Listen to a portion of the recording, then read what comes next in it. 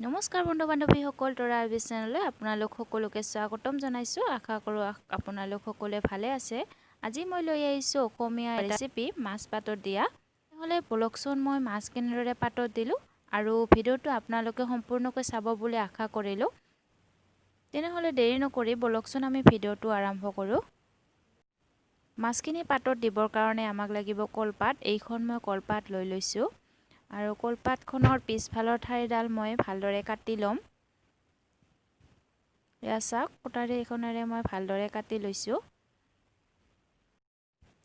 এতিয়া মোৰ কলপাতখন কাটি লোৱা হৈ গৈছে আৰু এইখিনি হৈছে মাছখিনি। মই সৰু সৰু পুঠি মাছ লৈছোঁ আৰু নহৰু লৈছোঁ। নহৰুখিনি বেছিকৈ দিব লাগে আৰু কেঁচা জলকীয়া 4টা লৈছোঁ আৰু মিডিয়াম সাইজৰ পিঁয়াজ এটা লৈছোঁ।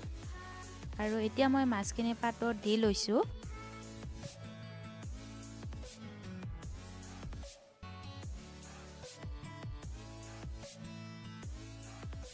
আৰু পিঁয়াজখিনি সৰু সৰুকৈ কাটি দিছোঁ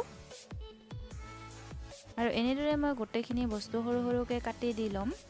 জলকীয়া নহৰু তেতিয়া সিজিবলৈ সুবিধা হয়, সোনকালে সিজে। আৰু নহৰুখিনি বেছিকৈ ল'ব লাগে। নহৰুখিনি যদি বেছিকৈ দিয়ে তেতিয়াহে মাছৰ পিটিকাখিনি খাবলৈ ভাল হ'ব। এয়া চাওক, আমাৰ নহৰুখিনি কাটি লোৱা হৈ গ'ল আৰু এতিয়া মই জলকীয়াখিনিও কাটি দিছোঁ। আৰু এতিয়া দিব লাগিব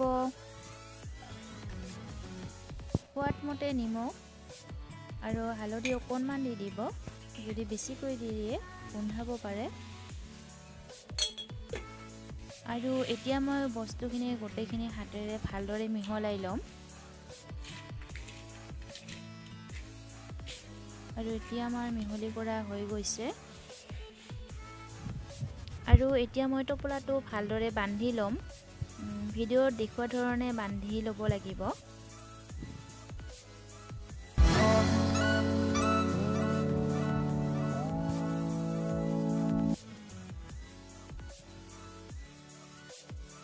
এখন পাতৰে মেৰিয়াই লোৱা হৈ গৈছে আৰু এতিয়া আৰু এখন মই পাত লৈছোঁ।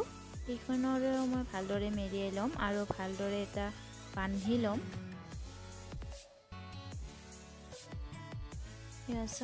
এতিয়া মই বান্ধি ল'ম।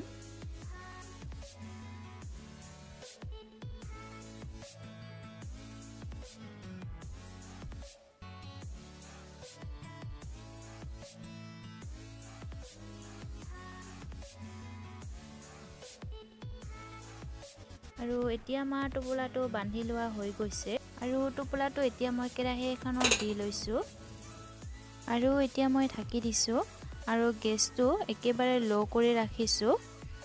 আৰু এনেদৰে 5 মিনিটমান হোৱাৰ পিছত মই এবাৰ উলিয়াই চাম আৰু ওলোটাই দিম যাতে পিছফালৰখন জ্বলি নাযায়।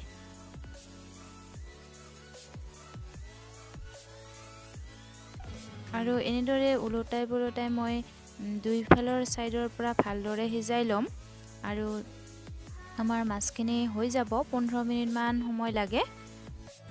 আৰু এতিয়া চাওক, আমাৰ মাছখিনি হৈ গৈছে আৰু ধুনীয়া কলপাতৰ গোন্ধ এটা আহিছে। খুব ধুনীয়া লাগিছে গোন্ধটো। আপোনালোকে যদি এনেদৰে বনাই খোৱা নাই, এবাৰ বনাই খাব, খাবলৈ খুব ভাল হয়। আৰু এতিয়া মই কলপাতখন খুলি চাম মাছখিনি। এয়া চাওক, আমাৰ মাছখিনি ধুনীয়াকৈ সিজিছে, ৰেডি হৈ গৈছে। দেখিবলৈ অলপ বগা বগা লাগিছে কাৰণ হালধিখিনি মই একেবাৰে কম কৰি দিছিলোঁ। আৰু এতিয়া মই চামুচ এখনেৰে উলিয়াই ল'ম যিহেতু গৰমে আছে। আৰু কলপাতখন খুলিলে গোন্ধটো পাব আপোনালোকে, বহুত ভাল হয়।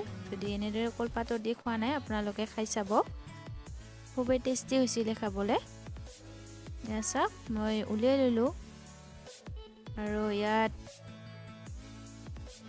মিঠাতেল দি দিছোঁ। আপোনালোকে যদি কেঁচা মিঠাতেল বেয়া পায় তেনেহ'লে আগতেও দি ল'ব পাৰে।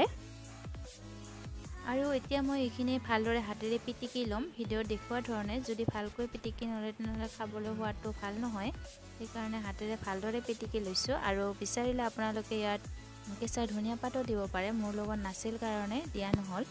আৰু ভিডিঅ'টো চাই কেনেকুৱা পালে জনাবচোন। যদি ভাল পাইছে লাইক কৰিব, শ্বেয়াৰ কৰিব, আৰু মোৰ চেনেলত যদি নতুন হয় তেনেহ'লে চেনেলটো ছাবস্ক্ৰাইব কৰি দিব আৰু কাষত থকা বেল আইকনটো টিপি অল কৰি দিব, তেতিয়াহে মোৰ আহিবলগীয়া ভিডিঅ'সমূহ আপোনালোকে পাই থাকিব। আৰু আমাৰ মাছখিনি সম্পূৰ্ণকৈ খাব পৰা হৈ গৈছে। আজিলৈ ইমানে। পুনৰ লগ পাম আপোনালোকক নতুন এটা ভিডিঅ'ৰ সৈতে। ভিডিঅ'টো সম্পূৰ্ণকৈ চোৱাৰ বাবে বহুত বহুত ধন্যবাদ। Bye bye.